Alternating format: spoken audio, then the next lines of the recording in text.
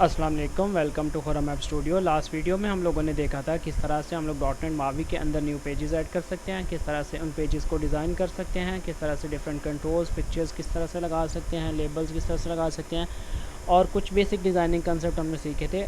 और इसके अलावा हमने ये सीखा था किस तरह से हम लोग एक पेज से दूसरे पेज पे नेविगेट कर सकते हैं। तो आज की वीडियो में हम लोग देखेंगे किस तरह से हम लोग लॉगिन और रजिस्टर की फंक्शनलिटी को अचीव कर सकते हैं। तो लास्ट वीडियो के मुताबिक हमने यहाँ पे एक मोबाइल शॉप की एप्लीकेशन बनाई थी, जिसमें हमने एक पहला पेज बनाया था जो कि इसका होम पेज था, और होम पेज के ऊपर हमने एक बटन लगाया था जिस पर क्लिक करने से हम लोग नेक्स्ट लॉगिन के पेज पे जाते थे। आज हम लोग लॉगिन और रजिस्टर दोनों पेज बनाएंगे। तो हमने लास्ट पेज में ही लॉगिन को बना लिया होता, तो हम यहाँ से कंटिन्यू कर सकते हैं कि हम इसके अंदर डिफरेंट और कॉलम्स को ऐड करेंगे और फिर हम लॉगिन का सिनेरियो को फुलफ़िल करेंगे।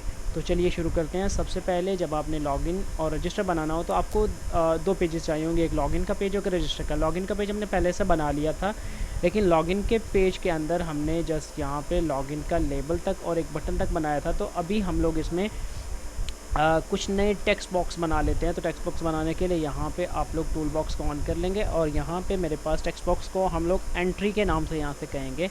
तो मैं यहाँ पे पहली एंट्री को ड्रैग एंड ड्रॉप करूँगा और यहाँ पे मैंने पहली एंट्री को ड्रैग एंड ड्रॉप कर दिया। अब एंट्री का कंट्रोल आ चुका है। एंट्री के अंदर बहुत सारे हम लोग एट्रीब्यूट्स लिख सकते हैं। जैसे एंट्री के अंदर जो एक एट्रीब्यूट पहले से आया हुआ वो है प्लेस होल्डर। प्लेस होल्डर का मतलब कि आप इसमें क्या यूज़र को शो कराएंगे। तो हम यहाँ पे ईमेल और पासवर्ड से लॉगिन करें, तो यहाँ पे मैंने ईमेल लिख दिया।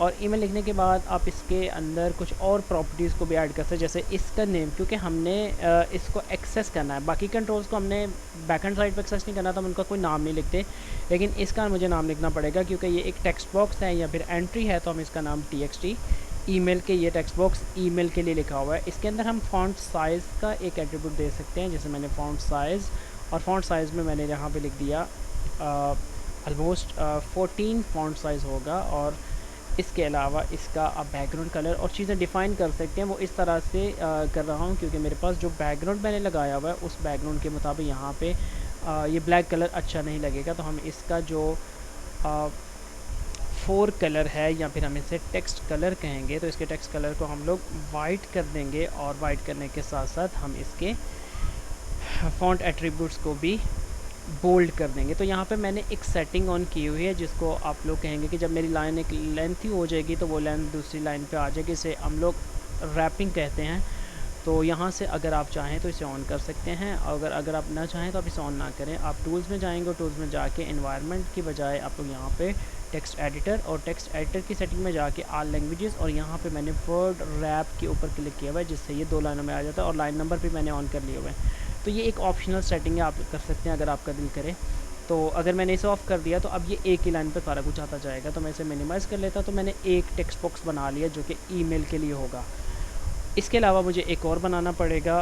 तो हम यहाँ से इसे कॉपी, क्योंकि हमने दोनों ही टेक्स्ट बॉक्स हमें चाहिए, तो हम यहाँ से इसे कॉपी पेस्ट कर सकते हैं। तो यहाँ से इसे सेलेक्ट करके कॉपी कर सकते हैं, या फिर एक क्विक मेथड ये है कि आप इसके ऊपर क्लिक करके कंट्रोल डी प्रेस करेंगे तो ये एक डुप्लीकेट बन जाएगा, या फिर आप इसे मैनुअली कॉपी पेस्ट कर सकते हैं। तो ये दूसरे वाला जो होगा ये पासवर्ड के लिए होगा, तो मैंने इसके अंदर पासवर्ड लिख दिया, और इसका जो नेम होगा वो txt पासवर्ड होगा। और txt पासवर्ड के बाद यहाँ पे इसकी भी वही चीज़ है, लेकिन इसमें एक एक्स्ट्रा चीज़ होगी जो कि होगा इज़ पासवर्ड, कि ये जो है ये टेक्स्ट बॉक्स पासवर्ड के लिए बनेगा, तो इसलिए इसका इज़ पासवर्ड ट्रू कर देंगे। इसके अलावा आप अपनी मर्ज़ी की चीज़ें लगा सकते हैं, जैसे हम लोग के बेसिक लॉगिन के लिए तो इतनी चीज़ें चाहिए।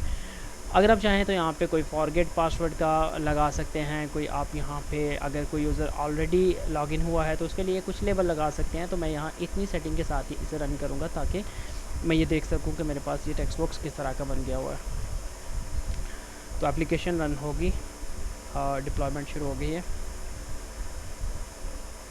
Deploy successful. और अगर मैं देखूँ तो मेरे पास यहाँ पे इसकी सप्लाई स्क्रीन, और सप्लाई स्क्रीन के बाद यहाँ पे एक पेज आएगा जिस पर क्लिक करने से मैं लॉगिन पेज पे चला जाऊँगा। और लॉगिन में आप देख रहे हैं कि यहाँ पे मैंने ये बनाया हुआ है जिस पर क्लिक करने से मेरे पास कुछ लिखने के लिए ऑप्शन है, तो इसमें ये आ गया। अब यहाँ पे हमारे पास कुछ डिफ़ॉल्ट कलर्स अप्लाई हैं, तो हम यहाँ पे इनको यूज़ कर सकते हैं। तो मेरे लिहाज से यहाँ पे फ़ॉन्ट साइज़ थोड़ा सा हमें और ज़्यादा करना चाहिए, और इसका प्लेस होल्डर का कलर भी थोड़ा सा चेंज कर देना चाहिए, क्योंकि पहले से जो प्लेस होल्डर लगा हुआ है वो ज़्यादा विजिबल नहीं है। तो हम यहाँ पे प्लेस होल्डर कलर को भी चूज़ करेंगे और प्लेस होल्डर कलर को चूज़ करने के बाद हम इसे भी वाइट कर देंगे ताकि प्लेस होल्डर भी अच्छे वाला नज़र आए।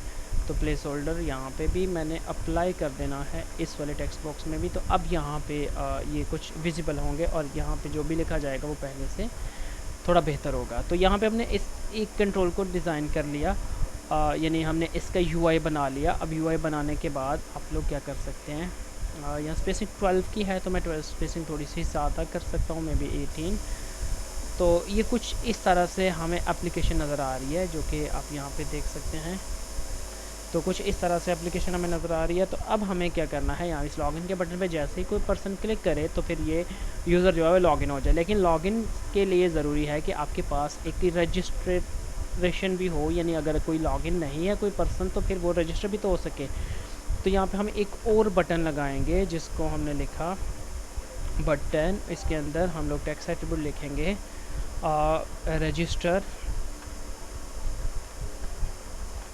रजिस्टर, क्योंकि अगर किसी का ये नहीं है तो वो रजिस्टर कर सकते हैं। मैं इस बटन को कॉपी करके भी यहाँ पे लेके आ सकता था सिंपली, तो मैं इसे मैनुअली कर रहा हूँ। तो इसका बैकग्राउंड कलर भी हम लोग ऑरेंज कर देंगे या फिर इसका बैकग्राउंड कलर कुछ और कर देते हैं। तो background colour is equal to हम लोग इसका बैकग्राउंड कलर ग्रीन कर देते हैं।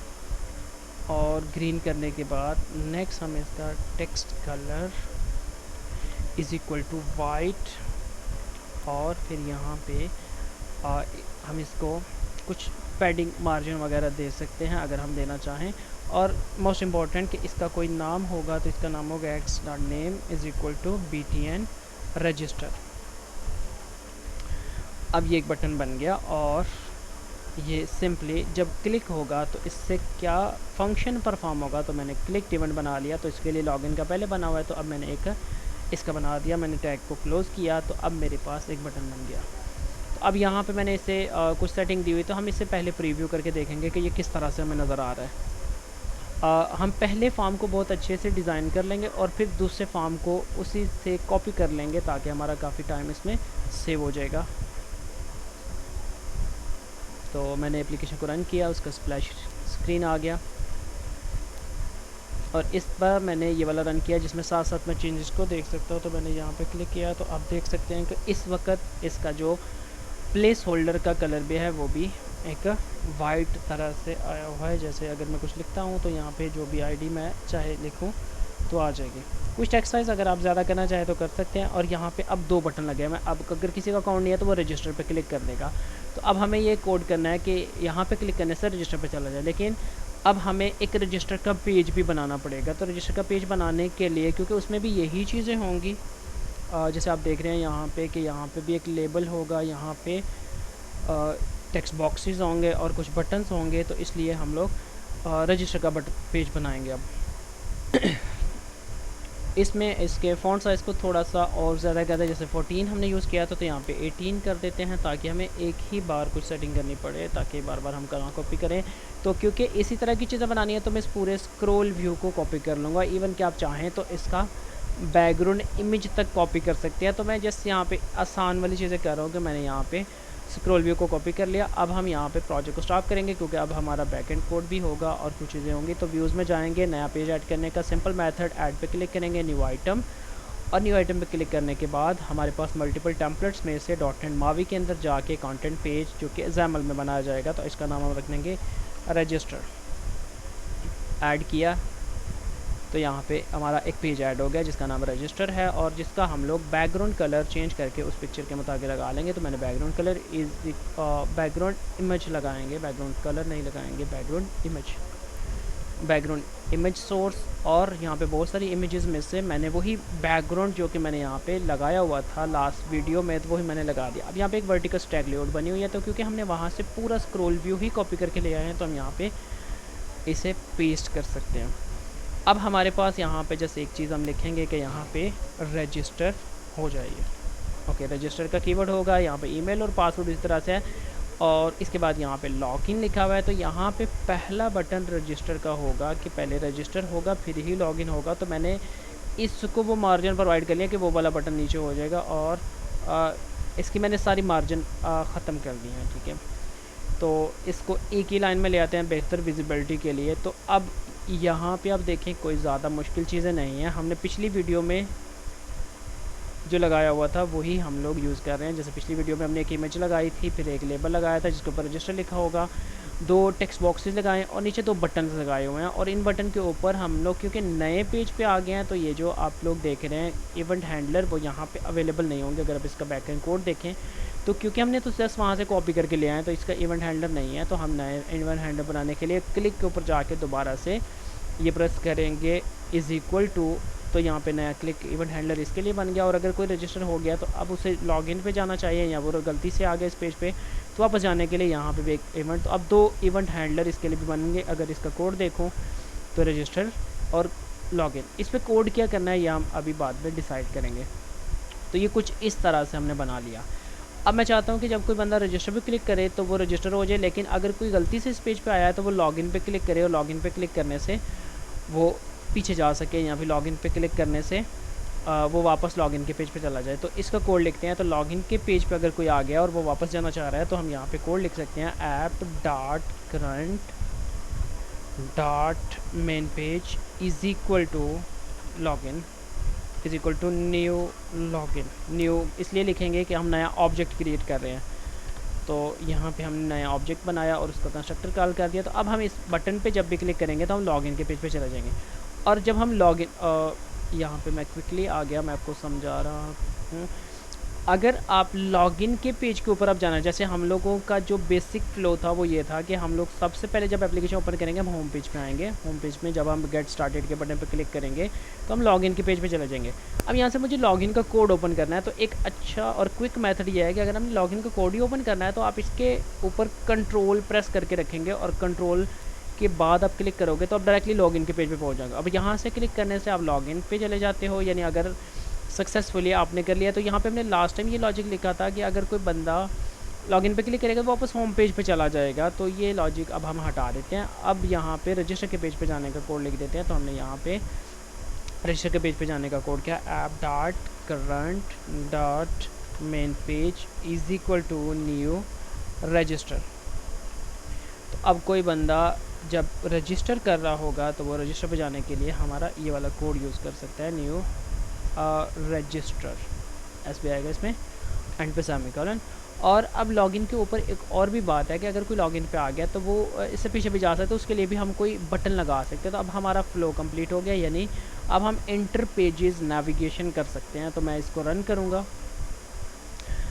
हमें अब सबसे पहले पहला पेज नज़र आएगा। पहले पेज पे क्लिक करने से हम लोग लॉगिन पे जाएंगे। लॉगिन पे के बाद क्लिक करने से हम लोग कुछ अगले वाले पेज पे जाएंगे। तो यहाँ पे एप्लीकेशन को मैंने रन कर दिया,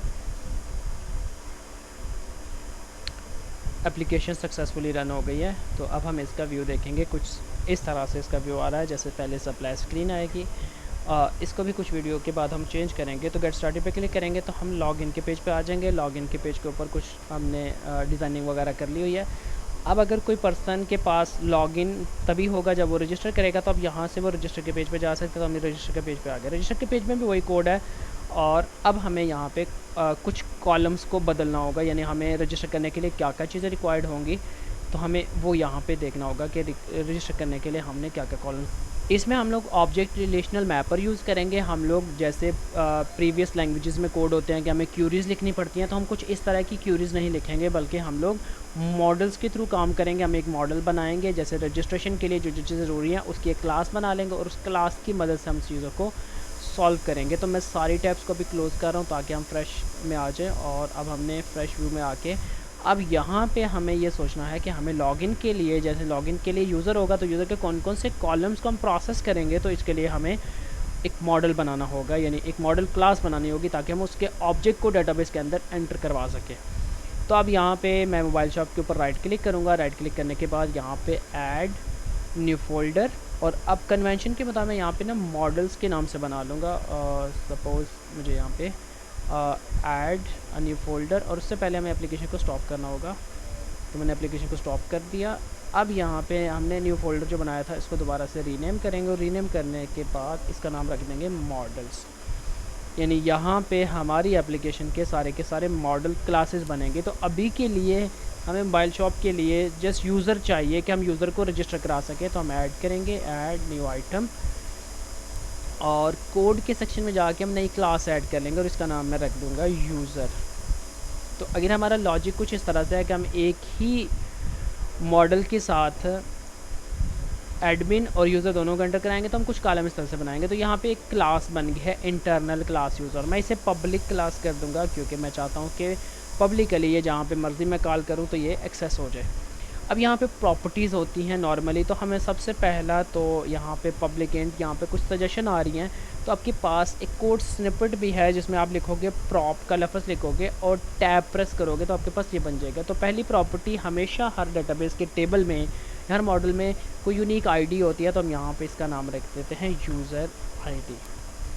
मैंने यूज़र का आईडी रख लिया। अब अगर आप लोग SQLite को यूज़ कर रहे हैं, हम यहाँ पे SQLite के पैकेज को यूज़ करेंगे, तो अगर आप SQLite को यूज़ करना चाहते हैं तो यहाँ पे फिर उसके मुताबिक आपको कुछ एट्रीब्यूट होंगे। तो फ़िलहाल के लिए हम यहाँ पे पहले एक प्रॉपर्टी हमने बना ली यूज़र का आईडी, दूसरी प्रॉपर्टी मुझे सजेशन आ रही है तो मैं कुछ इस तरह से स्ट्रिंग उसका नेम, यूज़र का एक नेम हो जाएगा, और नेम के बाद उसके और भी चीज़ें होंगी जैसे यूज़र का नेम। तो यहाँ पे लॉजिक होता है फुल नेम, लास्ट नेम, तो मैं उसकी जगह पे फुल नेम एक ही बार, ताकि यूज़र को पता हो कि मुझे सारा नेम यहीं पे लिख देना है। फिर ईमेल के लिए, फिर उसके बाद पासवर्ड, पासवर्ड के बाद हमारे पास यहाँ पे उसका ईमेल, पासवर्ड, उसका फ़ोन नंबर, उसका एड्रेस, एड्रेस के बाद उसका इमेज, और इमेज भी स्ट्रिंग टाइप का होगा क्योंकि हम इमेज का पाथ सेव करेंगे। उसके बाद अदर कोई उसकी और डिटेल्स हों तो हम यहाँ पे सेव कर लेंगे, और एक लास्ट वाला कॉलम उसका स्टेटस, ताकि हम उस यूज़र को इनेबल्ड यूज़र कर सकें। और अगर हमारा ये लॉजिक है कि हम इसी के साथ एडमिन और यूज़र दोनों को प्रोसेस करेंगे, तो फिर हम यहाँ पे एक और बनाएंगे और उसमें लिखेंगे यूज़र का टाइप। अब टाइप में दो चीज़ें आ जाएंगी, यानी यूज़र टाइप का मतलब कि वो यूज़र एडमिन है या फिर वो नॉर्मल यूज़र है। तो हमने एक मॉडल बना लिया, हमने अभी ये डिसाइड कर लिया कि जब भी हम यूज़र को रजिस्टर कराएंगे तो हम उससे आईडी जो कि ऑटो इंक्रीमेंट खुद ही आ जाएगा, लेकिन हम यूज़र से जो चीज़ रिक्वायर करेंगे वो होगा full name, email, password, phone number, address, और इसमें से कुछ चीज़ें आप स्किप भी कर सकते हो कि फ़िलहाल के लिए आप उसे या ना लो, बाद में जब वो प्रोफाइल अपडेट करे तो अपनी चीज़ों को दे दे। तो सबसे ज़रूरी चीज़ें जो हमें लॉगिन करने के लिए ज़रूरी होती हैं वो होते हैं ईमेल और पासवर्ड और मे बी उसका फुल नेम। तो हम ये 3-4 चीज़ों को अभी के लिए ले लेते हैं और बाद में हम उससे प्रोफाइल अपडेशन का ऑप्शन दे देंगे जिसमें वो दोबारा चीज़ों को फिल कर सके। तो हमें एक मॉडल बना दिया। अब इस मॉडल को सेव करने के लिए और एक टेबल जनरेट करने के लिए, डाटाबेस जनरेट करने के लिए हमें पैकेज एक इंस्टॉल करना पड़ेगा जिसका नाम है SQLite। और ये SQLite पैकेज हम इसलिए यूज़ करेंगे कि हम अभी टेम्परेरीली लोकल डाटाबेस के साथ प्रैक्टिस कर रहे हैं, और सिर्फ इसीलिए प्रैक्टिस कर रहे हैं कि जब हम बाद में लाइव डाटाबेस में आए तो हमें पहले सारे कंसेप्ट के बारे में पता हो। तो अब मैंने इंटरनेट कनेक्ट कर लिया। आपको पैकेज इंस्टॉल करने के लिए इंटरनेट चाहिए होगा, तो पैकेज इंस्टॉल करने के लिए आप टूल्स में जाओगे और टूल्स में जाके दोबारा से न्यूजेट पैकेज मैनेजर, और यहाँ पे manage NuGet package manager for solution, और यहाँ ब्राउज़ के टैब पे क्लिक करोगे और आप यहाँ पे लिखोगे SQLite, और आपने कुछ ये कीवर्ड लिखना होगा एग्जैक्टली डैश के साथ, SQLite -dash.net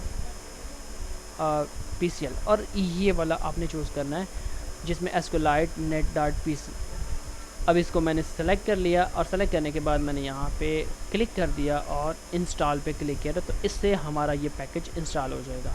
तो इसका लेटेस्ट स्टेबल वर्जन ये वाला है, तो मैं इसे पूरे प्रोजेक्ट में इंस्टॉल कर रहा हूँ। तो ये कुछ देर में यहाँ पे इस तरह से कुछ ऑप्शन आपके पास अप्लाई करने के लिए आएंगे, तो आप अप्लाई कर देंगे तो ये इंस्टॉल हो जाएगा। तो यहाँ पे इंस्टॉल्ड में उसका वर्जन शो हो जाएगा, यहाँ पे एक टिक का निशान आ जाएगा और यहाँ पे इसके इंस्टॉल्ड वर्जन में ये आ जाएगा। तो हम देख सकते हैं कि यहाँ पे इसके इंस्टॉल्ड वर्जन में ये आ गया कि इंस्टॉल्ड, हमने ये वाला वर्जन जो करंट वर्जन हमें शो हो रहा था हमने इसे इंस्टॉल कर लिया। तो इसका मतलब ये है कि हमने अभी डेटाबेस जो यूज़ करनी थी उसका पैकेज इंस्टॉल कर लिया। SQLite का पैकेज इंस्टॉल हो चुका है। अब हम इसे क्लोज़ कर सकते हैं, और अब हम यूज़र की क्लास में आके एक एक्स्ट्रा प्रॉपर्टी डाल सकते हैं जो कि SQLite की क्लास की थी। हम पहले वाले कॉलम को प्राइमरी की बना सकते हैं, तो यहाँ पे प्राइमरी की हम लोग इसे बना देंगे प्राइमरी की, और हम इसे एक साथ लिखेंगे ताकि ये प्राइमरी की बन जाए। और अब यहाँ पे एक एरर आ रहा है, एरर इसलिए आ रहा है कि हमने SQLite इंस्टॉल तो कर लिया लेकिन यहाँ पर रेफ़र नहीं किया। तो हम इसके ऊपर कर्सर लेके आएंगे और इसके ऑप्शंस में से यूजिंग SQLite, तो अब यहाँ पे आप देख सकते हैं कि SQLite की रेफरेंस आ चुकी है। तो अब यहाँ पे कोई एरर नहीं है, और हम चाहते हैं कि हर बार यूज़र को ये एंटर ना करना पड़े बल्कि ये ऑटोमेटिकली इंक्रीमेंट होता रहे। तो हम एक और प्रॉपर्टी इसकी ऑटो इंक्रीमेंट ऐड कर देंगे। और ये जो हम यहाँ के इसके ऊपर कुछ प्रॉपर्टीज़ दे रहे हैं, हम इसे कहते हैं डेटा अनोटेशन, कि हम इस कॉलम को लिमिट कर रहे हैं, इसके ऊपर कुछ कंस्ट्रेंट लगा रहे हैं कि ये प्राइमरी की भी होगा और ऑटो इंक्रीमेंट भी होगा। तो हमारा मॉडल कंप्लीट हो चुका है और हमने इसे पब्लिक भी कर दिया हुआ है। अब नेक्स्ट स्टेप जो है कि हमने जिस तरह से यूज़र को रजिस्ट्रेशन का पेज बना के दिया था, अब हम उस पेज के अंदर और चीज़ें ऐड कराएंगे। जैसे अभी के लिए तो जैसे हमने यूज़र से कुछ ही चीज़ें ऐड करवाई थी, जैसे उसे ईमेल और पासवर्ड ही पूछा हुआ था। तो अब हम चाहें तो इसी की कॉपी बना सकते हैं। तो यहाँ पे ईमेल के लिए कुछ बना हुआ है, तो मैंने इसकी कॉपी बनाई, तो ये बन जाएगा नेम के लिए। और हम यूज़र को कह सकते हैं कि आप यहाँ पे फुल नेम लिखोगे, कुछ ऐसा लिख सकते हैं, या फिर आप ये भी लिख सकते हैं एंटर फुल नेम, जो भी आपका लॉजिक हो या जिस तरह से आप इसे बनाना पसंद करें। तो हमने फुल नेम ईमेल ले लिया, और पासवर्ड के लिए हम दो टेक्स्ट बॉक्स लगाएंगे, एक पासवर्ड होगा और दूसरा होगा कंफर्म पासवर्ड, ताकि हम मैच कर सकें कि दोनों बार लिखा हुआ पासवर्ड सेम होगा। इसके बाद हम लोग यूज़र से फ़ोन नंबर लेंगे। तो फ़ोन नंबर के लिए मैंने ईमेल वाला ही कॉपी कर लिया और इसमें लिख दूँगा फ़ोन, और लास्ट पे हम लोग यहाँ पे एक और बनाएंगे और वो होगा एड्रेस के लिए। तो हमने यहाँ पे कुछ इतने टेक्स्ट बॉक्स बना लिए। अब इनके हम नाम भी, जैसे इसका नाम txt नेम होना चाहिए, ताकि है जब हम इसे कॉल करें तो वहाँ से हम इसे रिकॉग्नाइज़ कर सकें। इसका नाम txt कंफर्म पासवर्ड होना चाहिए, ओके कंफर्म, और मे बी आप पासवर्ड इसका जो भी नाम रखें ये वैलिड होगा।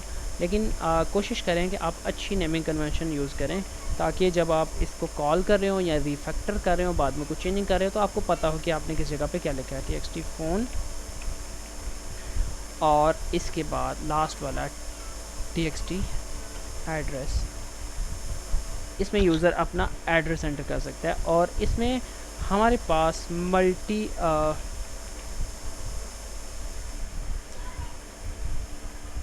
हमने ये बना लिया। अब हम इसको व्यू कर सकते हैं कि ये कैसा नज़र आ रहा है। तो हमने उसका full name, email, password, confirm password और ये सारी चीज़ें ले ली, और ये दो बटन एंड पे लगा दिए, एक रजिस्टर और एक लॉगिन। यानी अगर ने यूज़र ने बैक जाना होगा तो वो लॉगिन पे क्लिक करके बैक जा सकता है। तो यहाँ पे अब हमने क्योंकि कुछ कोड ऐड किया है तो इसको बिल्ड होने में कुछ देर लग सकती है।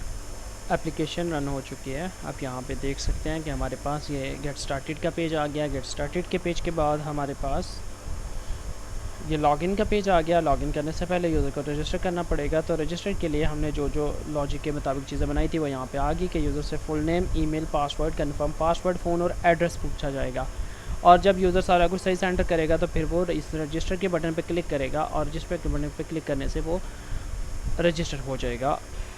एक और चीज़ जो हम यहाँ पे कर सकते हैं, आप ऑब्ज़र्व करें कि यहाँ पे अगर हम फुल नेम लिखते हैं तो हमें इंग्लिश का कीबोर्ड मिल जाता है, लेकिन अगर हम ईमेल लिखते हैं तो हमें कोई @ वाला कीबोर्ड नहीं मिलता। पासवर्ड के लिए कुछ चीज़ें सेम ही रहेंगी, लेकिन फ़ोन नंबर के लिए हमें जस्ट न्यूमेरिक कीबोर्ड चाहिए, तो हमें न्यूमेरिक कीबोर्ड नहीं मिल रहा।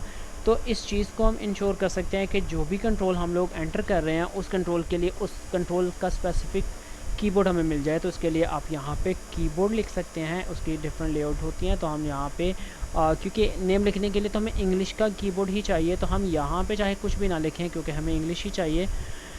स्पेसिफ़िकली हम जब ईमेल लिखेंगे तो हमें ईमेल के लिए ऐसा कीबोर्ड चाहिए जिसमें @ साइन भी हो, तो हम यहाँ पे ईमेल सेलेक्ट कर सकते हैं।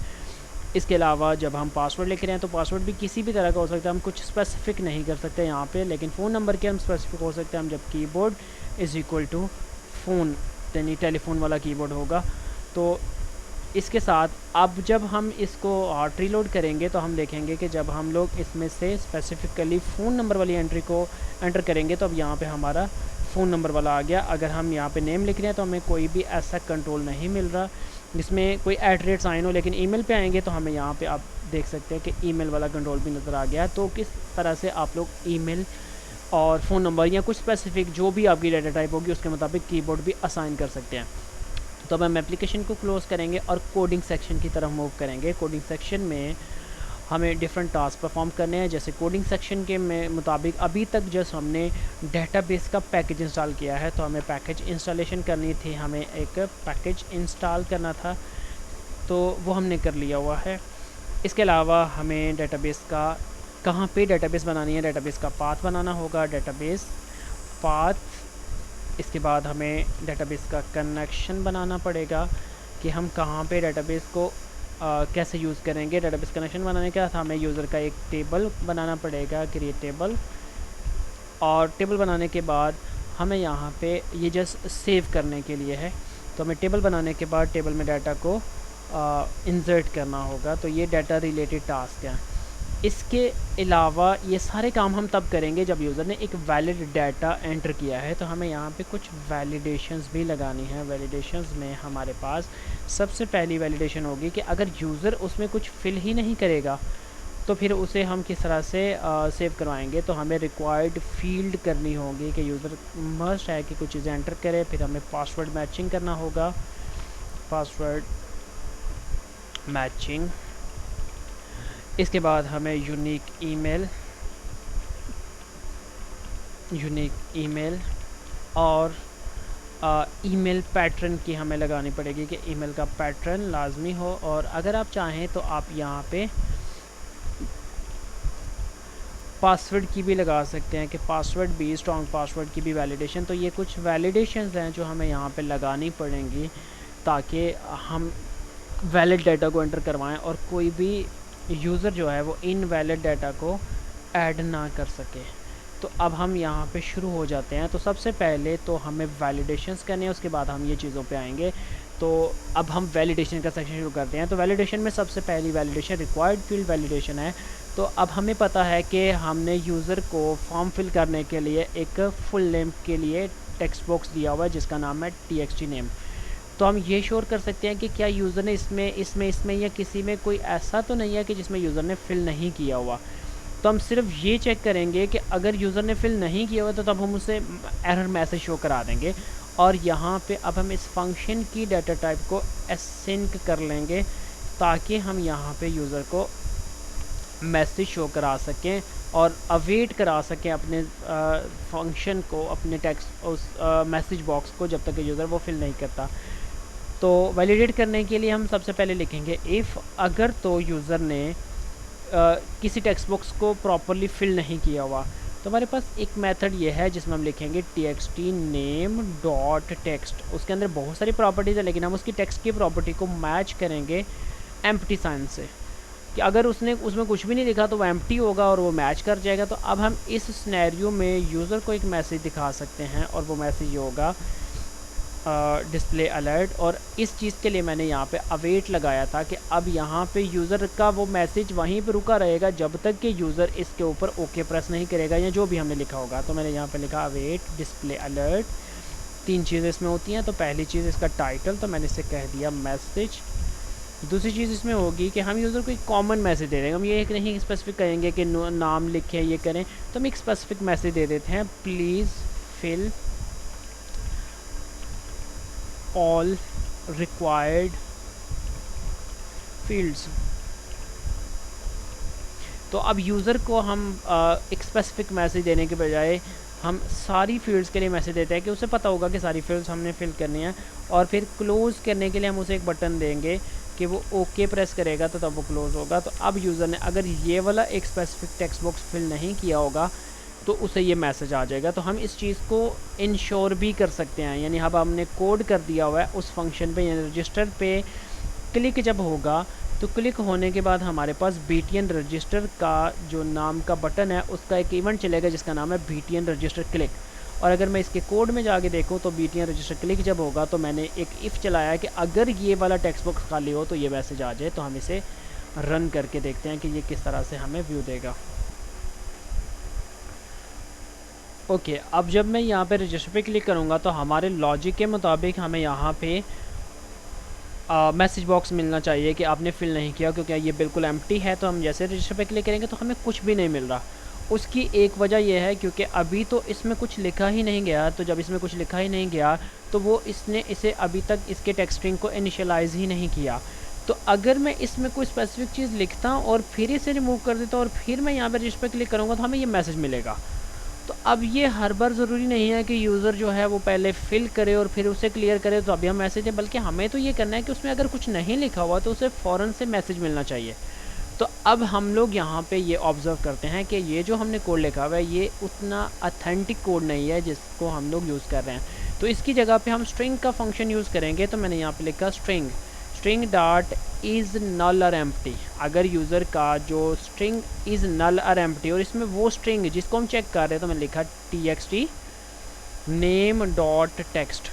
अब यहाँ पे दो चीज़ों को चेक, अगर वो नल भी होगा तब भी मैसेज आएगा, अगर वो एम्प्टी होगा तब भी मैसेज आएगा। तो यहाँ पे अगर वो नल और एम्प्टी होगा तो हमें ये मैसेज आएगा। तो मैंने एप्लीकेशन को दोबारा से रन किया और हम इस नए मेथड के साथ जो कि ज़्यादा स्ट्रॉन्ग मेथड है जो कि नल को भी साथ में चेक करेगा, तो उसके साथ हम लोग इसे चेक करेंगे कि अब हमारा मैसेज वैलिडेट हो रहा है या नहीं हो रहा। तो एप्लीकेशन रन हो गई। गेट स्टार्टेड पे क्लिक किया, रजिस्टर पे क्लिक किया और अब मैंने रजिस्टर पे क्लिक किया तो चाहे मैंने उस पर फोकस भी नहीं किया, चाहे मैंने उसमें कुछ लिखा नहीं लिखा या जो भी है, किसी भी सिनेरियो के लिए अगर यूज़र ने txt फिल नहीं किया हुआ तो हमें वो मैसेज हर हाल में आ जाएगा। तो अब हमारा लॉजिक क्लियर है इसमें कि हमें इस वाले जो मेथड के साथ मिल जाता है। तो अब क्योंकि एक टेक्स्ट बॉक्स पे तो हमने लगा लिया तो हमें तो ये सब पे लगाना है, यानी यूज़र के लिए लाजमी है कि वो दूसरा भी फिल करे। तो अब यहाँ पे हम लोग और लगाएंगे, और इसलिए लगाएंगे कि हम इनमें से एक भी खाली रह जाए तो हम लोग यहाँ पे इसको ये मैसेज शो करा देंगे। तो इसलिए मैंने और यूज़ किया। तो मैंने उसी की कॉपी बना ली। तो txt नेम को मैं टेस्ट कर रहा था, अब मैं txt ईमेल को टेस्ट कर लेता हूँ।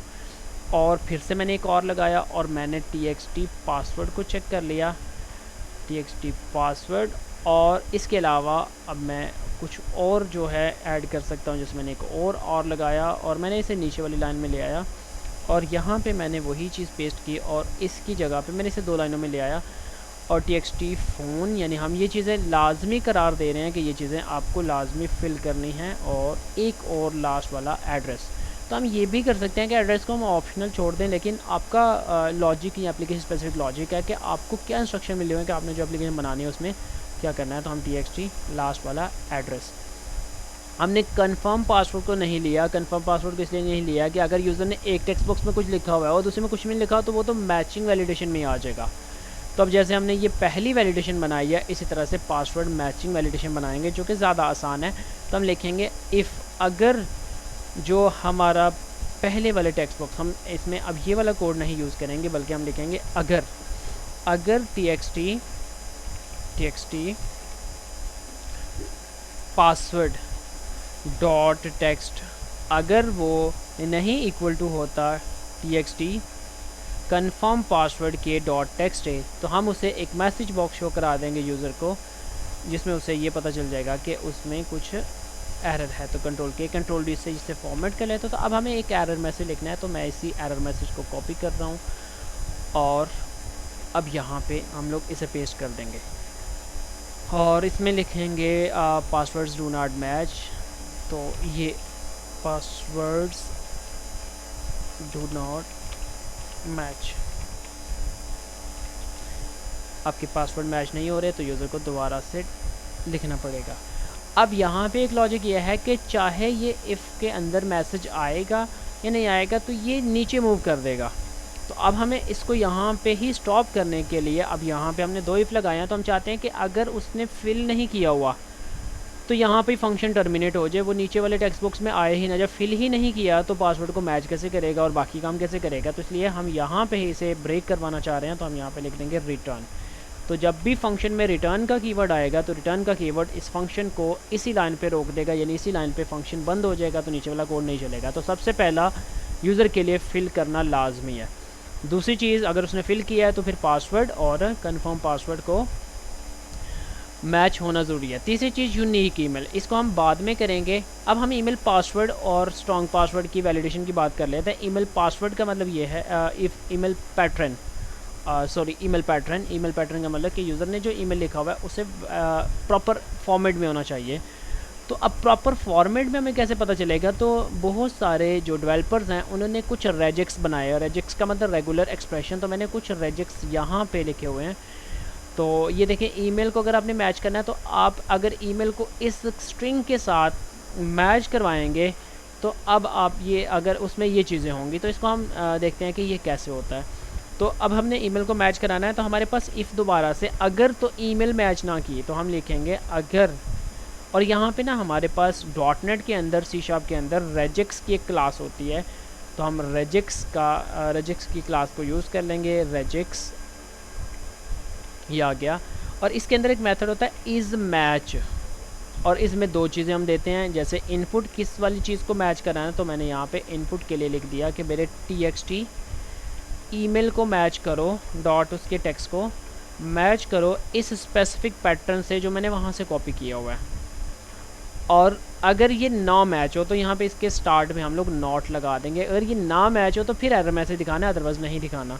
तो यहाँ पे हम इसे एरर मैसेज दिखाएंगे, और एरर मैसेज क्या होगा इस केस में हम लोग कहेंगे email is not in required pattern, email is not valid, it must contain, आप एरर जैसा भी लिख रहे, it must contain an @,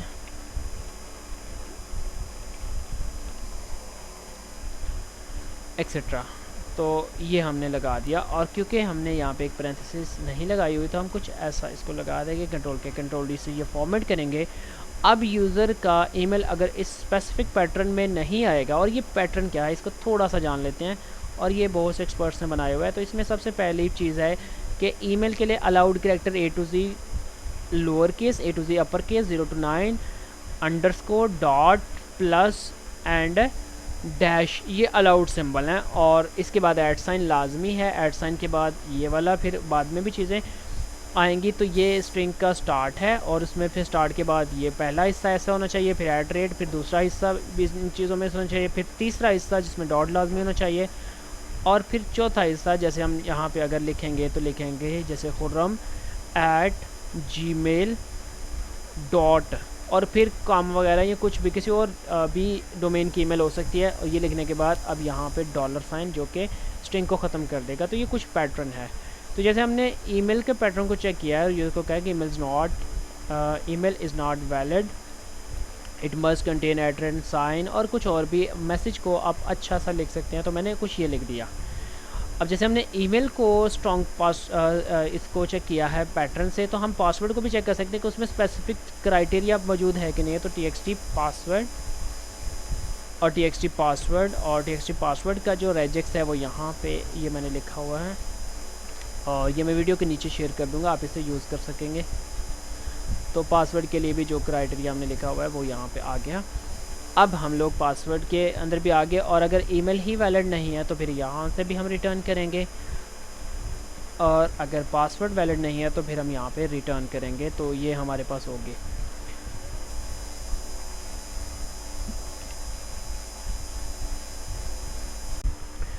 okay, हमने वैलिडेशंस में रिक्वायर्ड फील्ड वैलिडेशन लगा ली, पासवर्ड मैचिंग वैलिडेशन लगा ली, यूनिक ईमेल की वैलिडेशन जो कि हम बाद में लगाएंगे, तो इसलिए हम यहाँ से इसे कट करके यहाँ पे हम इसे रख लेते हैं ताकि हमें याद रहे।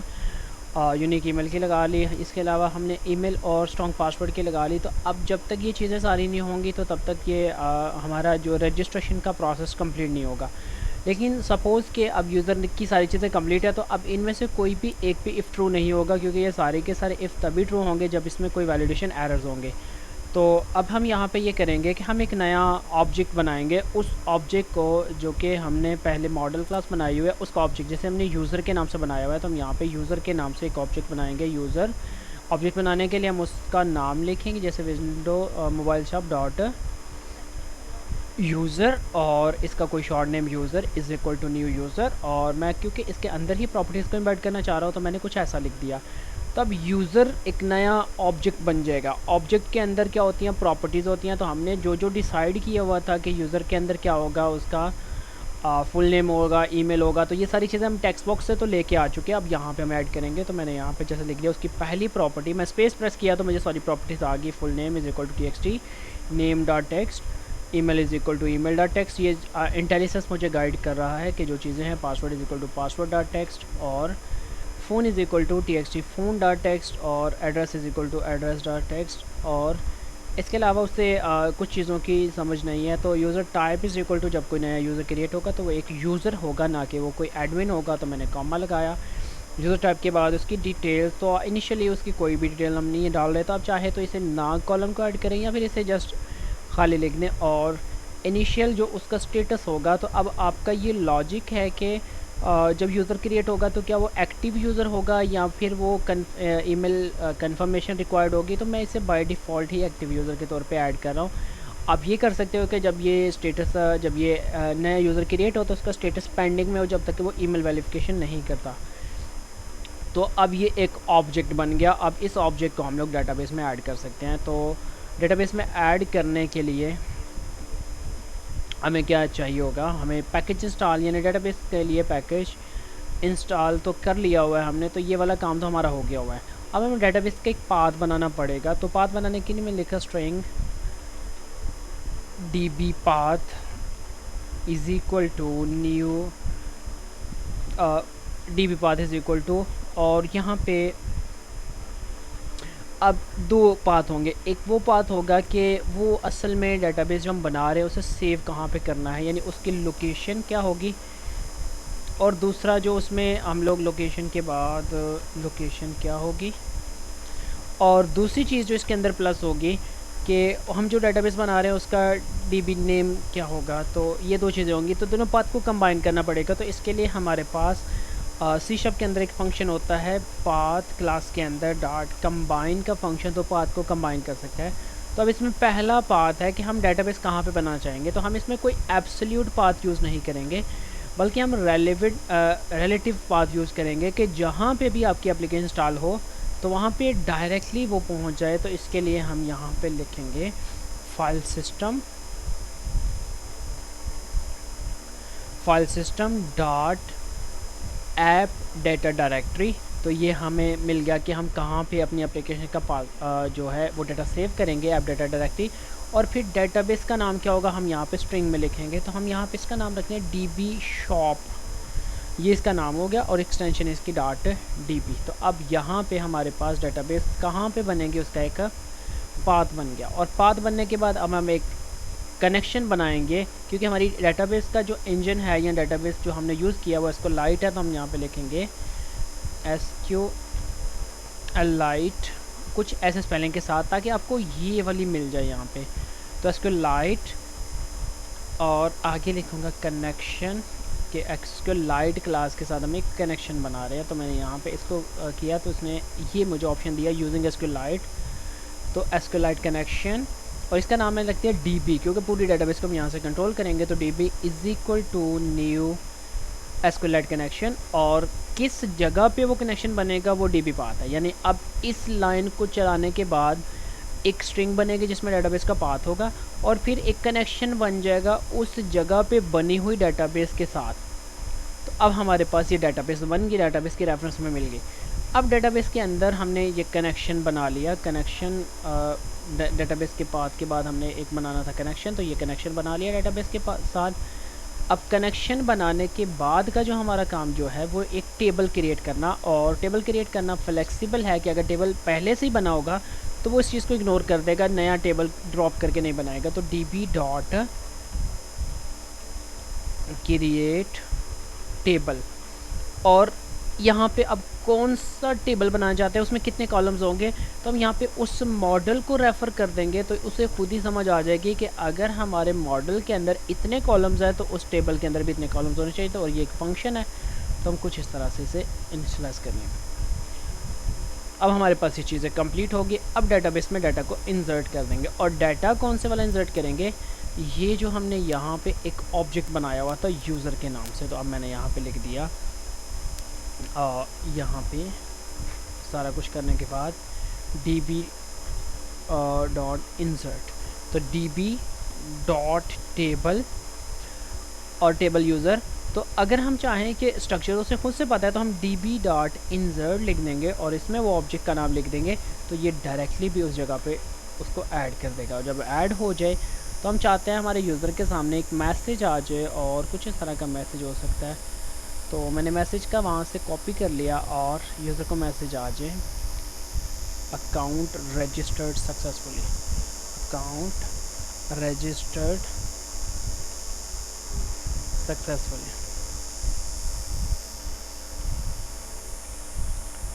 और अगर आप चाहते हो कि जब अकाउंट सक्सेसफुली रजिस्टर हो ही गया है तो वो वापस लॉगिन के पेज पे चला जाए, तो आप app.current.main page is equal to new login page. Okay, और ये बन गया हमारा। तो आपने यहाँ पे ऑब्ज़र्व किया कि हमने कितने काम किए। हमने सबसे पहले तो वैलिडेशन किए, फिर हमने वैलिडेशन के बाद ऑब्जेक्ट बनाया, और फिर हमने यूनिक को अभी नहीं किया। अब अगर तो पहली दफ़ा डाटा जो हमारा बन रहा है तो हमें इसको डेटाबेस के अंदर चेक करने के लिए कनेक्शन बनाना पड़ेगा। तो अब यहाँ पे भी कनेक्शन यूज़ होना है, लॉगिन में भी यूज़ होना है, बहुत सी जगह पे कनेक्शन यूज़ होना है। तो अब हम ये कर सकते हैं कि ये जो कनेक्शन हम इस स्पेसिफिक फंक्शन के अंदर बना रहे हैं, जिसका स्कोप लोकल स्कोप होगा कि यहाँ तक ही एक्सेस हो सकता है, तो हम इस फंक्शन को यहाँ से कट कर देते हैं और हम इसे किसी ऐसे पेज पे, ऐसी क्लास में बना लेते हैं जो कि बाकी सबकी पेरेंट क्लास है, ताकि हमें सब जगह की इसकी एक्सेस मिल जाए। तो मैंने यहाँ पे इसे बनाया, अब ये dbpath बन गया। अब इसके लिए ज़रूरी यह है कि जब ये चीज़ें, क्योंकि ये थ्रू आउट एप्लीकेशन रन होती रहेंगी, तो फिर इसको पब्लिक होना भी बहुत ज़रूरी है कि बाकी पेजेस पे एक्सेस हो सके, और स्टैटिक होना भी बहुत ज़रूरी है कि जब तक एप्लीकेशन रन होती रहे ये एप्लीकेशन की चीज़ें यहाँ पे आई रहें। ओके, और इसे हम यहाँ की बजाय हम इसे यहाँ पे ऐड करेंगे। और अगर डेटाबेस का पाथ एक स्टैटिक पाथ है तो फिर ये भी एक स्टैटिक पाथ ही होगा, एक कनेक्शन स्टैटिक होगा। अब पाथ का हम स्टैटिक अगर ख़त्म भी कर दें, और क्योंकि ये इसी जगह पे यूज़ हो रहा है, तो ये हम एक्सेस के लिए कर सकते हैं कि देखो यहाँ पे ही ये पाथ यूज़ हो रहा है, तो यहाँ भी यूज़ हो रहा है, क्योंकि यहाँ पे देखें हमारा पाथ बन गया, और हम लोग इसे स्टैटिक ही रहने देंगे।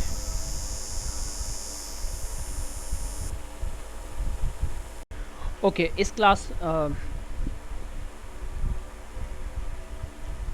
में आगे, और इस क्लास में ये हमारा नेम स्पेस है, और नेम स्पेस के अंदर आके यहाँ पे हमारी क्लास शुरू हो जाती है, और क्लास के अंदर हम इन प्रॉपर्टीज़ को डिक्लेयर कर देंगे। तो मैंने यहाँ पे इसे पेस्ट किया, वो जो कोड मैंने यहाँ से कॉपी किया था, ये वाला यहाँ से मैंने कट किया और इसे यहाँ पे पेस्ट कर दिया, तो हमारे पास ये कुछ ये आ गया। अब क्योंकि ये हमारे पास एक ऐसी क्लास है जो थ्रू आउट रन होती रहेगी, तो इसके लिए दो चीज़ें होना बहुत ज़रूरी है। ये एक तो पब्लिक और दूसरा स्टैटिक। स्टैटिक इसलिए कि ये स्टैटिक ऐसा कीवर्ड होता है जो कि आपके वेरिएबल्स को, आपके फंक्शंस को तब तक मेमोरी में रखता है जब तक एप्लीकेशन का स्कोप हो, एप्लीकेशन रन होती रहे। अब ये हमने बना लिया ऐप की क्लास में। अब हमें जहाँ भी चाहिए होगा तो हम इसे ऐप के साथ एक्सेस कर लेंगे, और यहाँ पे एक एरर आ जाएगा कि डीबी कहाँ पे गई। तो अब वो डीबी हमारी ऐप के अंदर है, तो हम जब भी डेटाबेस को कॉल करने लगेंगे तो हमें ऐप.db, तो यहाँ पे भी ऐप.db, और अब ये कोई भी एरर नहीं है, और इससे हमारा एक स्पेसिफिक यूज़र क्रिएट हो जाएगा। अब अगर हम ये चाहते हैं, ये जो हमने वैलिडेशन एक यहाँ पे बचा के रखी हुई थी, वो ये थी कि जिसमें हमने चेक करना था कि ईमेल हर बार यूनिक ही हो, तो अब हमें ये टेबल हम बना रहे हैं, तो टेबल हमें बनाना जो है वो हम टेबल यहाँ पे बना लिया।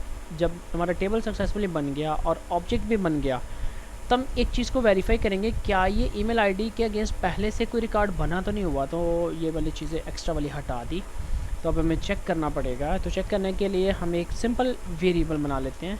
अब यूज़र टाइप का भी बना सकते हो, या फिर सिंपल अगर आपको टाइप का नहीं पता तो आप वार बना सकते हो।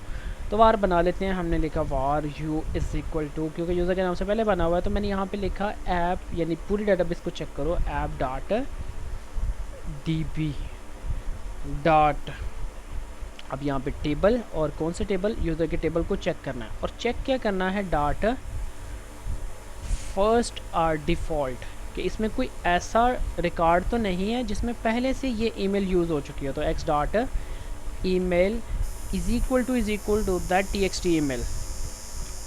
तो अगर ये ईमेल पहले भी यूज़ हो चुकी है तो 100% यहाँ पे वो रिकॉर्ड आ जाएगा। और अगर वो रिकॉर्ड आ जाएगा तो हम यहाँ पे सिंपली, अगर वो नल ना हुआ तो तभी तो हमें पता चलेगा कि यहाँ पे कोई रिकॉर्ड आ चुका है। तो अब हमें वो एक मैसेज उसे दे सकते हैं कि this email is already exist in our database. Okay, this email is already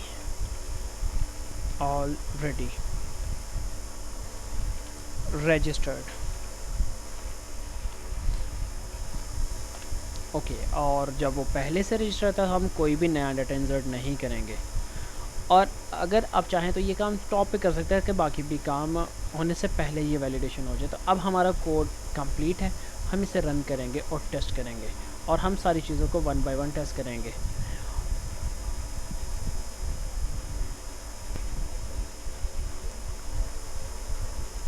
application run हो चुकी है और अब हम यहाँ पे सारी वैलिडेशन चेक करेंगे। मैंने गेट स्टार्टेड पे क्लिक किया, यहाँ पे मैंने रजिस्टर पे क्लिक किया। रजिस्टर के बाद मैंने कुछ भी लिखे बगैर सबसे पहले रजिस्टर किया, तो उसने कहा please fill all required fees. अब मैं से सारी फिल करनी होंगी, तो अगर मैंने कोई एक भी सही से फिल ना की तो वो एरर आ जाएगा। मैंने ईमेल वाली को कुछ गलत फिल किया, पासवर्ड वाली को गलत फिल किया, कंफर्म को गलत फिल किया और फ़ोन नंबर को हमने, क्योंकि इस पर तो कोई वैलिडेशन लगाई ही नहीं है। अब रजिस्टर पर क्लिक किया तो अब आ जाएगा पासवर्ड्स डू नॉट मैच, क्योंकि दूसरे नंबर पर मैं ये लगाई हुई थी। तो अब हमें पासवर्ड सेम लगाने होंगे, तो मैंने लिख दिया 1 2 3, यहाँ पे भी 1 2 3। अब मैंने रजिस्टर पर क्लिक किया तो अब उसने कहा ईमेल का फॉर्मेट गलत है। तो जब मैंने ईमेल भी सही कर दी, मैंने अच्छी वाली ईमेल लिख दी। अब मैंने क्लिक किया रजिस्टर, तो अब यहाँ पे ये जो मैसेज आ रहा है हमारे पास ईमेल, ये इसलिए आ रहा है कि जहाँ से हमने ये जो इसका वैलिडेशन मैसेज लगाया तो उसमें भी यही लिख दिया कि ईमेल इज़ नॉट इनवैलिड। ये तो ईमेल के लिए तो है, पासवर्ड के लिए हमें कुछ और लिखना था, जैसे हमने लिखना था ऐसा मैसेज लिख दिया। अब दोबारा से रन करूँगा तो अब वो आपको स्ट्रॉन्ग पासवर्ड के लिए कुछ और मैसेज देगा। एप्लीकेशन को दोबारा से रन किया और अब हमें लास्ट वाली वैलिडेशन को देखेंगे कि लास्ट वाली वैलिडेशन काम कर रही है कि नहीं कर रही। गेट स्टार्टेड पे क्लिक किया, यहाँ पे रजिस्टर पे क्लिक किया और फुल नेम में कुछ नाम लिख देते हैं, जैसे मैंने अपना नाम लिख दिया। यहाँ पे कुछ वैलिड ईमेल, क्योंकि हमने ईमेल की वैलिडेशन को भी कर लिया। और यहाँ पे हम लोग कुछ ऐसे ही लिख देंगे जस्ट 1 2 3 और बाकी फील्ड्स को भी प्रॉपर्ली फिल कर लेते हैं ताकि कोई एरर ना आए। एड्रेस में कुछ हमने ये लिख दिया रजिस्टर। तो अब देख रहे हैं कि पासवर्ड की वैलिडेशन काम कर रही है। अब हमने पासवर्ड की वैलिडेशन के ऊपर क्या करना है, हमने पासवर्ड की वैलिडेशन लगा लिया। अब हम यहाँ पे लिखेंगे ABC, क्योंकि हमें एक अपर केस लेटर चाहिए था, तो पहला मैंने अपर केस लगाया, फिर मैं दूसरा लोअर केस लगाया C, फिर हमने @ लगाया, फिर 1 2 3 4 और यहाँ पे भी सेम ABC, ताकि रिक्वायर्ड फील्ड के हमें मैचिंग वाली वैलिडेशन ना आए। ABC @ 1 2 3 4 और यहाँ पे रजिस्टर पे क्लिक कर दिया तो अकाउंट रजिस्टर सक्सेसफुली का मैसेज हमें आ गया। अब हमारी सारी वैलिडेशन चल गई सिवाय एक वैलिडेशन के, जो ये वाली वैलिडेशन थी जिसमें हमने ये करना था कि अगर वो पहले से रिकॉर्ड क्रिएटेड है तो वो दोबारा से ना हो सके। तो अब मैं वापस उसी ईमेल से एक अकाउंट बनाने की ट्राई करूँगा। मैंने लिखा खुर्रम, क्योंकि ये सबसे लास्ट पे लिखा हुआ है तो ये सारा हमें पहले सारा बनाना पड़ेगा। तो हम यहाँ पे खुर्रम और डेवलपर, इसके बाद ABC, पासवर्ड सही रखना पड़ेगा 4 ABC @ 1 2 3 4 और फ़ोन नंबर में कुछ फ़ोन नंबर, कुछ एड्रेस, रजिस्टर। तो अब यहाँ पे हमारी वो वाली वैलिडेशन भी आ गई कि दिस ईमेल ऑलरेडी रजिस्टर्ड। तो हमारा रजिस्ट्रेशन का काम कंप्लीट हो गया। अब इसमें एक इम्प्रूवमेंट जो आप कर सकते हो ये है कि अगर मैं सिर्फ ईमेल लिखूँ और रजिस्टर पर क्लिक करूँ तो मुझे ये बाकी लिखने से पहले ये पता चल जाए कि ये ईमेल पहले से बनी हो, ताकि मेरी बाकी की मेहनत सेव हो जाए। तो आप ऐसा कर सकते हो। ऐसा करने के लिए आप सिर्फ इस वैलिडेशन को उठाओगे और इस वैलिडेशन को सिर्फ और सिर्फ यहाँ पे ईमेल पैटर्न अगर उसमें वैलिड लिखा हुआ है तो इससे नीचे आप रख दो, ताकि आपको ये वैलिडेशन पहले से आ जाए, ताकि यूज़र को कुछ ज़्यादा चीज़ें लिखनी ना पड़े, उससे पहले से पता चल जाए कि ये ईमेल बनी हुई है कि नहीं। अब हमारा नेक्स्ट टास्क जो है वो लॉगिन को बनाना है। लॉगिन का फ़ीचर बनाना ज़्यादा आसान है, क्योंकि लॉगिन का यूआई भी ऑलरेडी बना हुआ है, और लॉगिन को वेरीफाई करने के लिए हमारे पास डेटाबेस और उसके टेबल्स पहले से बने हुए हैं, तो हमें इसमें कोई ज़्यादा इशू नहीं होगा। तो लॉगिन के पेज पे आगे यहाँ से आप लोग लॉगिन पे वापस आ जाए। लॉगिन का यूआई तो ऑलरेडी बना हुआ है, तो आप इसके कोड सेक्शन में जा सकते हैं, और कोड सेक्शन में इसका लॉगिन के बटन पर क्लिक करने से, यानी ये जो लॉगिन का बटन बना हुआ है इस पर क्लिक करने से हमें क्या एक्शन मिलेगा, क्या एक्शन परफॉर्म करेंगे, ये कोड हमने यहाँ पे लिखना है। तो जैसे हमने पहले चेक किया था डुप्लीकेट ईमेल के लिए, तो वैसे हम लिख लेंगे। हम यहाँ पे लिखेंगे वॉर। हम एक चेक करेंगे यूज़र को कि क्या इस ईमेल और पासवर्ड से जो यूज़र ने अभी दिया है इस नाम से कोई यूज़र है कि नहीं। तो हमारी सारी डेटाबेस जो है वो बनी हुई है ऐप के अंदर, तो हम लिखेंगे app.db.table और टेबल यूज़र का टेबल, और इसके अंदर से एक मेथड है फर्स्ट आर डिफ़ॉल्ट का मेथड, जिससे आप चीज़ों को चेक कर सकते हो। और एक और मेथड है जो कि वेयर का मेथड है, जो कि आप अगर चाहें तो लगा सकते हैं, जैसे एसक्यूएल सर्वर में होता है तो आप वेयर लगा सकते हो। और वेयर के अंदर ये चाहे फर्स्ट आर डिफ़ॉल्ट के अंदर आप क्राइटेरिया लिख दो, जैसे मैंने यहाँ पे लिखा एक्स, यानी एक टेम्प्रेरी वेरिएबल बनाओ, और उस वेरिएबल के अंदर से प्रॉपर्टी एक्सेस करो, यानी इसकी प्रॉपर्टी एक्सेस करने के लिए एक ऑब्जेक्ट, टेम्प्रेरी ऑब्जेक्ट बनाओ एक्स के नाम से, और एक्स की ईमेल चेक करो क्या वो इक्वल टू है वो txt ईमेल जो कि यूज़र यहाँ से दे रहा है, यानी यहाँ पे जो टेक्स्ट बॉक्स में एंटर कर रहा है, और वो उसका नाम हमने यहाँ पे क्योंकि रखा हुआ है txt ईमेल ये वाला, और दूसरे का नाम txt पासवर्ड, तो हम यहाँ से इसे एक्सेस कर सकते हैं। तो txt email डॉट टेक्स्ट, और दो चीज़ों को चेक करना है, तो दूसरी चीज़ क्या होगी, एंड पासवर्ड, एंड का सिंबल लगाएंगे और लिखेंगे x dot password is equal to that txt password dot text. अब इसके अगेंस्ट कोई ना कोई यूज़र का रिकॉर्ड हमारे पास आएगा, और अगर वो रिकॉर्ड आएगा तो हम यूज़र को मैसेज शो करा सकते हैं, अगर वो नहीं आएगा तो फिर हम उसे कोई एरर मैसेज शो करा सकते हैं। तो मैंने लिखा अगर ये you not equal to null होगा, यानी अगर यूज़र ने एक पासवर्ड लिखा जो कि सिर्फ उसी को पता है और उसी ईमेल के अगेंस्ट लिखा, तो अगर यूज़र को ईमेल और उसका एग्जैक्ट पासवर्ड आता है तो डेटा सेलेक्ट होके आएगा और वो सेव हो जाएगा इसमें। और अगर कोई डाटा आ गया, यानी वो नल ना हुआ, अगर कोई डाटा आ गया, तो इसका मतलब कि वो यूज़र एक वैलिड यूज़र है, तो हमें चाहिए कि हम इसमें उसके लिए चीज़ों को शो कराएं। तो मैंने यहाँ पे कंट्रोल के कंट्रोल डी से ये फॉर्मेट हो जाएगा, और मैंने यहाँ पे लिख दिया डिस्प्ले अलर्ट। और क्योंकि ये थोड़ा सा डिलेड ऑपरेशन होता है, यूज़र को ओके प्रेस करना होता है, तो मैंने इसमें अवेट लगा दिया। और पहला इसका होता मैसेज, यानी क्या यूज़र को डिस्प्ले कराना है, फिर यहाँ पे वो टेक्स्ट यानी एक टाइटल, और दूसरा उसका टेक्स्ट, तो हमने लिखा लॉगिन सक्सेसफुल। और तीसरी चीज़ वो होती है कि यूज़र को जो बटन शो होगा उसको क्लोज़ करने के लिए। और अगर आप चाहते हो कि जब वो लॉगिन हो जाए तो नए पेज पे भी चला जाए, तो हमने लिख दिया app.current.main-page इज़ इक्वल टू, अब क्योंकि हमारे पास कोई डैशबोर्ड वाला पेज तो है नहीं, तो हम इसे वापस होम पेज पे भेज देते हैं कि जब ये लॉगिन सक्सेसफुल करे तो होम पेज पे। और अगर तो इफ़ ट्रू होगा लॉगिन और इसका ईमेल पासवर्ड सही होगा तो लॉगिन होगा, अदरवाइज़ एल्स का केस चलेगा। और एल्स के केस में हम इसे शो कराएंगे कोई और मैसेज, जैसे हमने यहाँ पे तो ये शो कराया, तो उसके केस में हम ये शो कराएंगे लॉगिन फील्ड। और लॉगिन फील्ड क्यों हुआ, ईमेल और पासवर्ड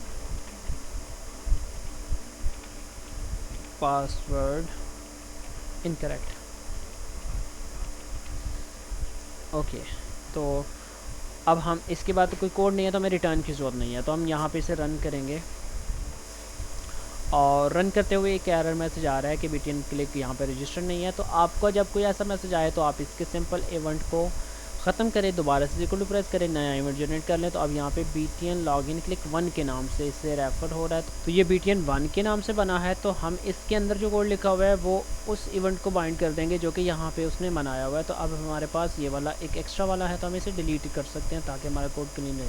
अब यहाँ पे हमने अवेट यूज़ किया है, तो अवेट यूज़ करने के लिए हमें यहाँ पे मैसेज जो हमारा फंक्शन है वो एसिंक्रोनस नेचर का होना चाहिए। अब इसे दोबारा से रन करेंगे, एप्लीकेशन दोबारा से रन हो गया। अब हम यहाँ पे गेट स्टार्टेड पे क्लिक करेंगे और हमारे पास लॉगिन का पेज आ गया। यहाँ पे वही वाला ईमेल लिखूँगा जो पहले हमने बनाया हुआ था और इसमें पासवर्ड लिखूँगा। तो हमने पासवर्ड लिखा था abc@1234 और लॉगिन करेंगे तो ये लॉगिन सक्सेसफुल और वापस होम पेज पे चला गया। तो अगर हम गलत लॉगिन पासवर्ड के साथ ट्राई करें तो इसमें क्या आएगा, तो हम ये चेक करेंगे तो ईमेल फेल्ड, लॉगिन और ईमेल और पासवर्ड इनकरेक्ट। तो यहाँ तक हमारा रजिस्ट्रेशन और